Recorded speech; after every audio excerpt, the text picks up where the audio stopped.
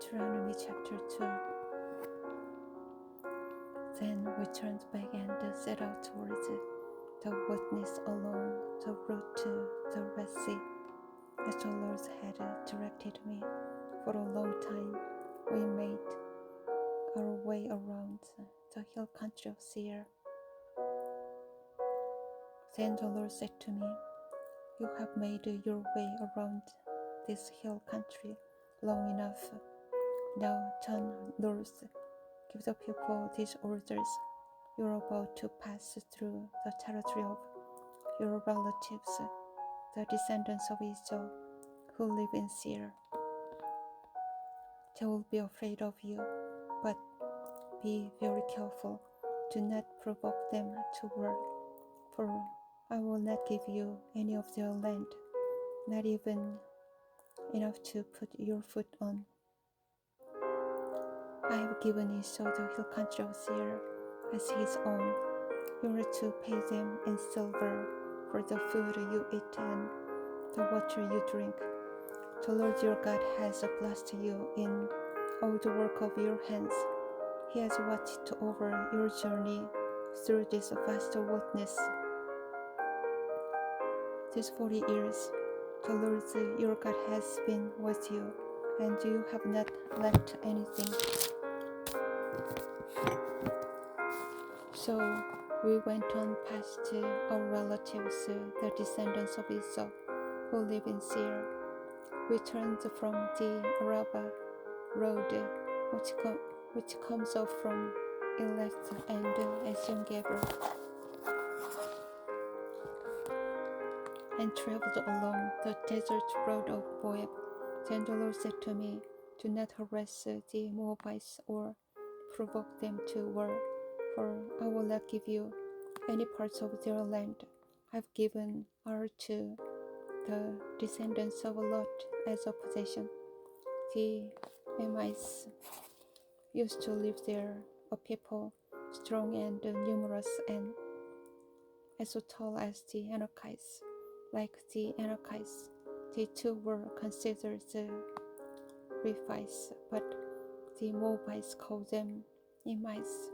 Horites used to live in Seir, but the descendants of Esau drove them out.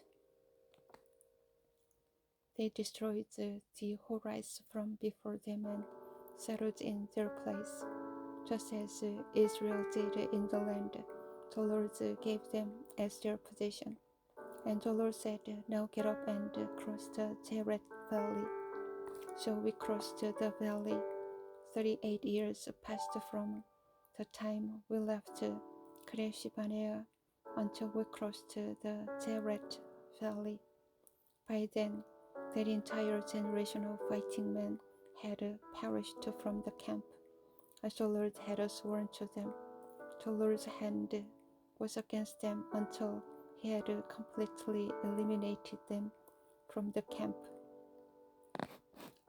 Now, when the last of these fighting men among the people had died, the Lord said to me, "Today you are to pass by the region of Moab at Ar.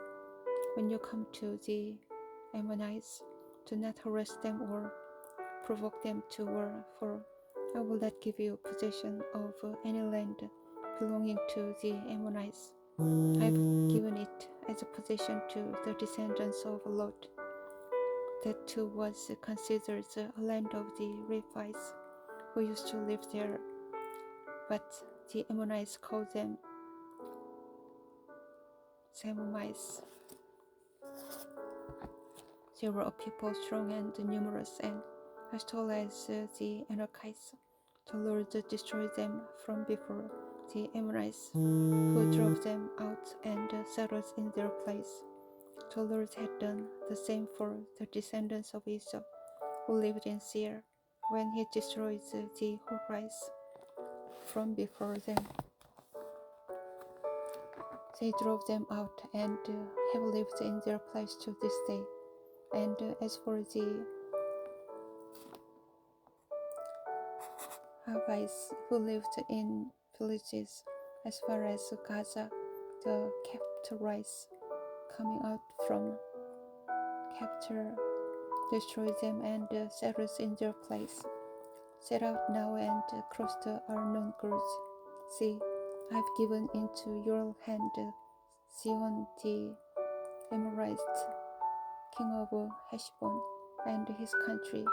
Begin to take possession of it and engage him in battle. This very day I will begin to put the terror and fear of you on all the nations under heaven. They will hear reports of you and will tremble and be in anguish because of you.